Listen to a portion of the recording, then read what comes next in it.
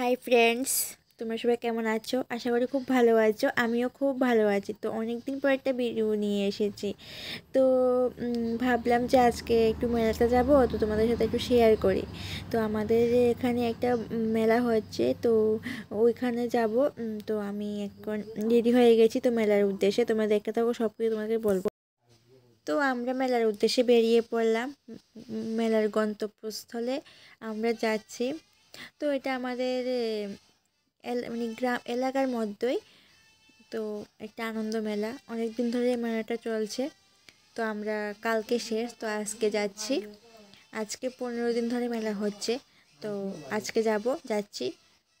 হঠাৎ প্ল্যান হলো যাবার, তো যাচ্ছি যখন তোমার সাথে ভিডিওটা শেয়ার করি, তাই ভিডিও শেয়ার করছি।